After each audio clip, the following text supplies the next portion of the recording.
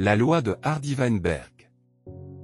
Après avoir maîtrisé dans une vidéo précédente, les fréquences génotypiques et alléliques, et comment les calculer, des études ont montré une instabilité de ces fréquences, au cours des générations, au sein des populations naturelles. En effet, une étroite relation a été établie entre l'instabilité de ces fréquences, et les pressions des facteurs de l'environnement, exercées sur ces populations naturelles. La loi de Hardy-Weinberg, principe fondamental en génétique des populations, s'appuie sur les formules de base, pour deux fréquences alléliques principales. P comme fréquence de l'allèle dominant grand A. Q comme fréquence de l'allèle récessif petit a. Ces fréquences sont liées par l'équation P plus Q égale 1. Dans ce cas, les fréquences génotypiques s'expriment pour les homozygotes dominants, par P carré égale F de grand A fois F de grand A.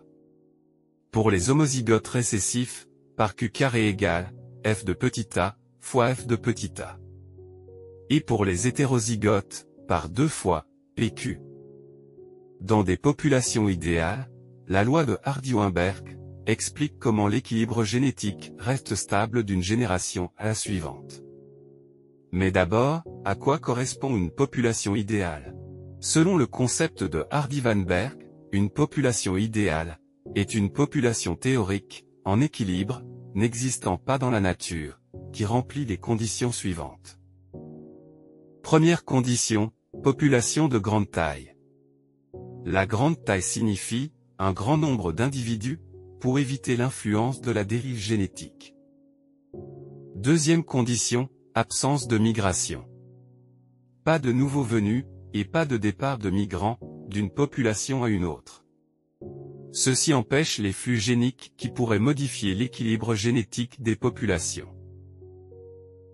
Troisième condition, absence de mutation. Les mutations créent de nouveaux allèles en modifiant les allèles existants, ce qui modifie les fréquences alléliques de la population. L'exemple ici de chevaux blancs, dans ce troupeau, sont des mutants ayant des allèles différents, de ceux normaux du groupe. Quatrième condition, absence de sélection sexuelle. Cette condition se caractérise par deux critères, la panmixie et la pangamie. Pour la panmixie, la formation des couples et les accouplements doivent être aléatoires, au hasard. Et pour la pangamie, la rencontre des gamètes, lors de la fécondation, doit être aussi aléatoire. Cinquième condition, absence de sélection naturelle. Dans la nature, il y a des conditions naturelles, et des catastrophes, qui peuvent modifier les fréquences alléliques des populations. Nous citons comme exemple les feux ravageant les forêts, les inondations et les crues des rivières, les périodes de sécheresse prolongée, les volcans et leur activité, gaz, cendres, coulées et chaleur.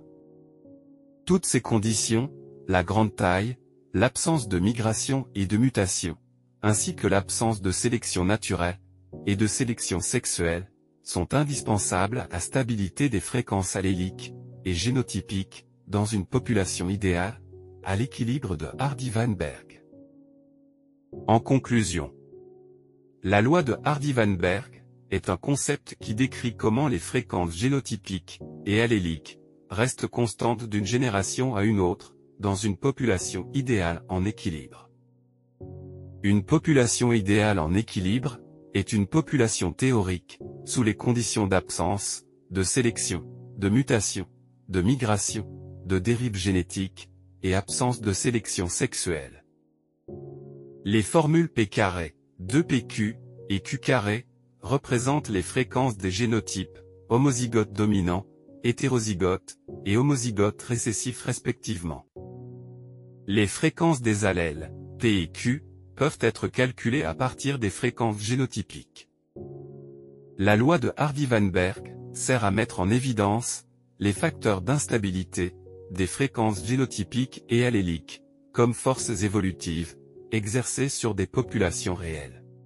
En pratique, la loi de Hardy-Weinberg est utilisée pour surveiller la diversité génétique et la conservation des espèces. Elle est utilisée également pour estimer la prévalence des maladies génétiques au sein des populations. En plus, elle sert d'outil pédagogique essentiel pour comprendre les principes de base de la variation et de l'évolution génétique.